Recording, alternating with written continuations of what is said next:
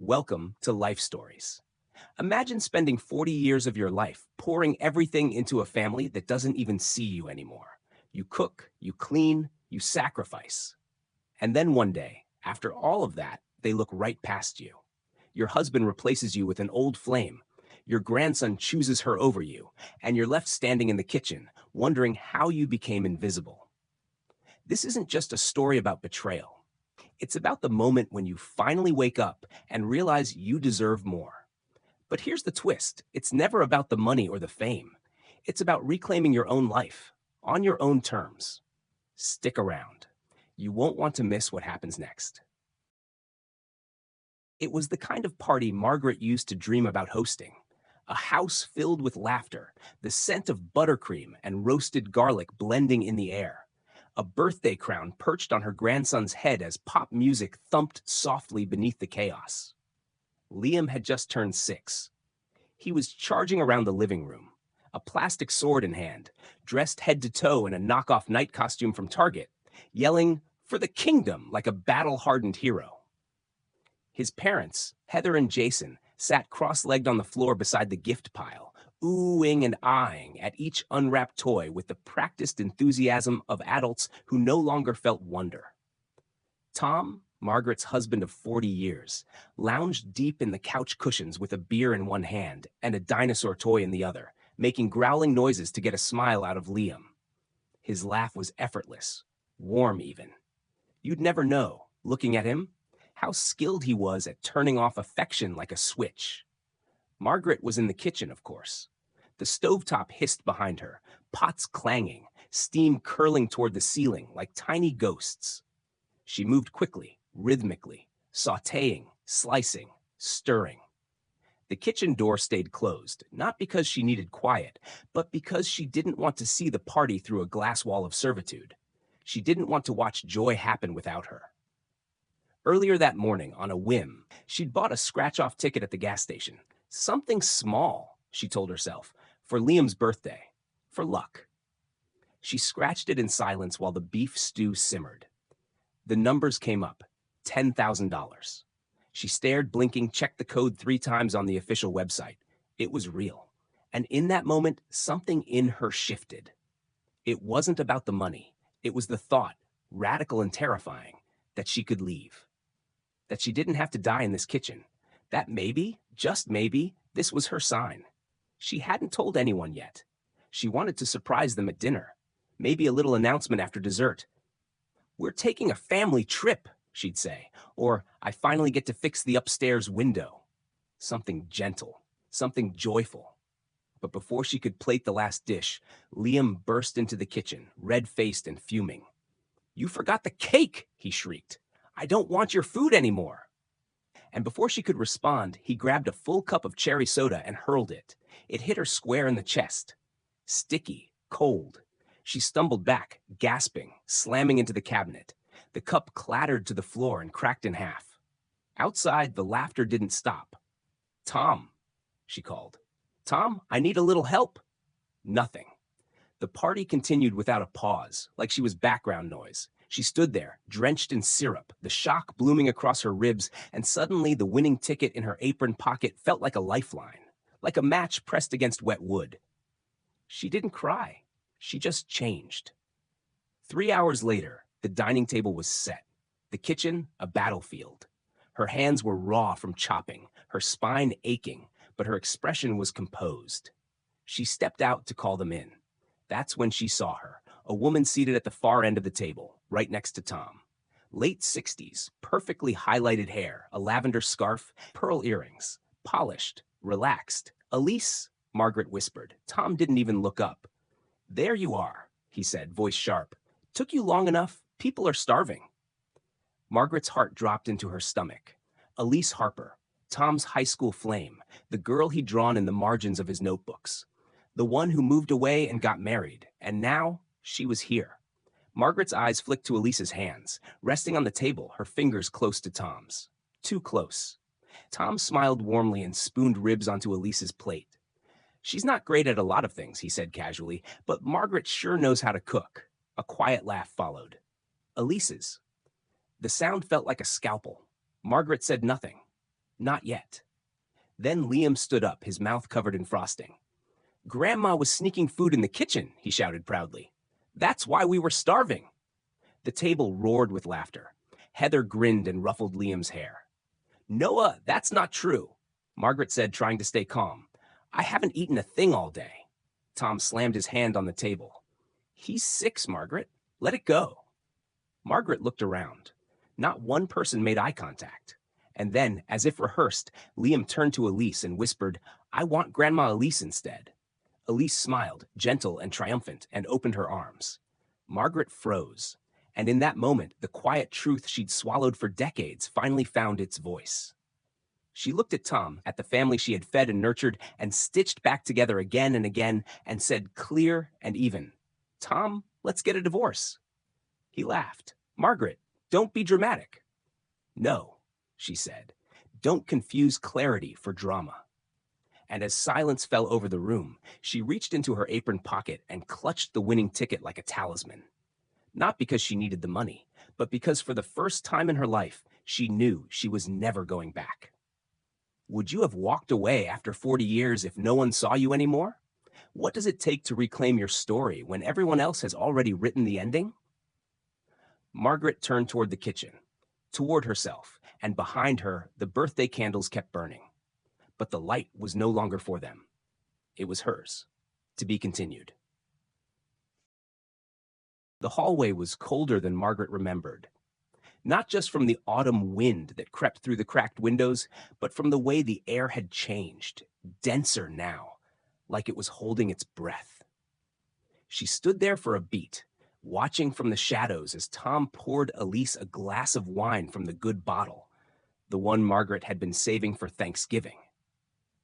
Elise laughed softly at something Tom said, resting her manicured hand on his arm like it had always belonged there.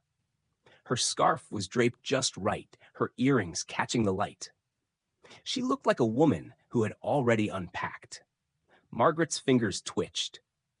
Every instinct told her to march in and demand an explanation. But what would be the point? The answer was already written in their posture, in the way Heather glanced at Elise for approval now instead of her. In the way Liam had so effortlessly switched his allegiance to a woman who had never changed his diaper, never stayed up nursing him through the flu, never picked dried macaroni off the floor after one of his tantrums. Margaret turned away, climbed the stairs slowly, and walked into the bathroom. She shut the door and locked it behind her, not because she thought anyone would follow her, but because she needed a place that felt like hers, even if just for a minute. She looked in the mirror. The reflection startled her. Her blouse was still stained from the soda. Her hair was frizzing at the temples. The circles under her eyes were more pronounced than she remembered. But it wasn't the mess that shocked her. It was the emptiness. A face that had once lit up birthday parties now barely looked alive. She reached into her pocket and pulled out the scratch-off ticket. Still real. Still $10,000. Still proof of something. There was a knock on the door. Not hurried. Polite. Elise just offered to help with dessert, Heather's voice called. So you can rest now. Isn't that sweet? Margaret closed her eyes. Not to cry. Just to breathe. She's been a huge help today, Heather added after a beat, as if that erased everything else. It wasn't the words that hurt. It was how practiced the tone was. Elise was being woven into the fabric of the family like she'd always been there, and Margaret was being folded out. Later that night, when the guests had gone and Liam was tucked into bed, Margaret began cleaning. She didn't offer. No one asked. She just did it. Habit, maybe. Or maybe she didn't know how to sit down in a house where no one waited for her anymore. She scrubbed the counter hard, harder than it needed. The sponge foamed violently under her grip. Elise's lipstick was still on a wine glass near the sink. Soft mauve, perfect print. Margaret stared at it for a moment before dropping it into the soapy water with a soft clink. She didn't hear Tom come in. "You're still going?" he asked. She didn't answer. "You embarrassed yourself tonight," he continued, leaning against the frame like a judge on his bench. "I mean, really? Divorce? Over what? Some spilled soda and a little attention on Elise?" Margaret kept wiping the counter. Tom sighed like he pitied her. You're being dramatic, Marg. You're lonely. That's all. And Elise, she's just helping. We're old friends. Margaret turned slowly to face him. I don't care if she's an old friend, she said. Her voice was steady. You invited her into my house. You let her sit at my table. You let our grandson call her grandma. She didn't tell him to. You didn't stop him either, she said, cutting him off. No one did. For a second, Tom looked like he might respond, but then he gave her that look. That small, tired, superior look he'd worn since their 3rd year of marriage, the one that always meant he'd already stopped listening. I'm tired, he muttered. We'll talk in the morning. But they wouldn't. Margaret knew that now. She went to bed in the guest room. The mattress sagged.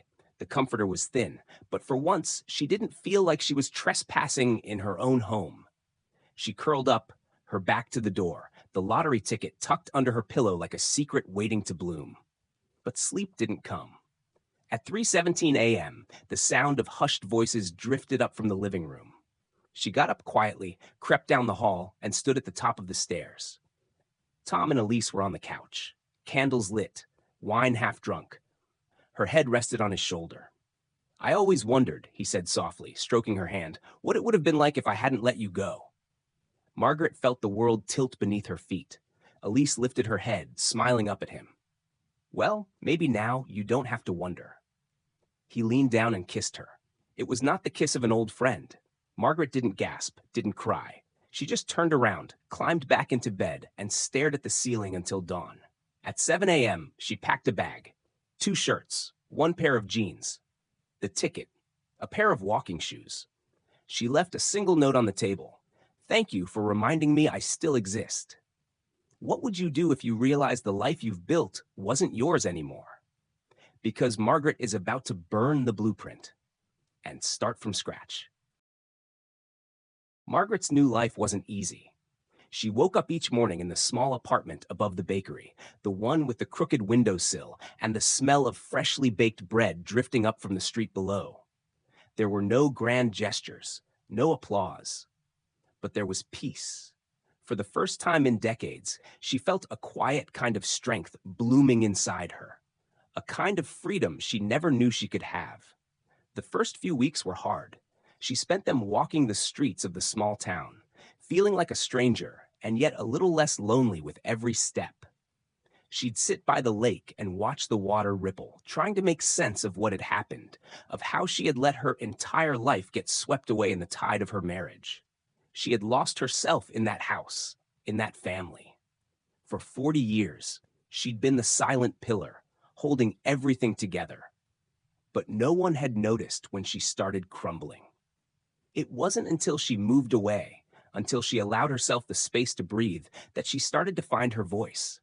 It wasn't about the money from the lottery. That was just the catalyst.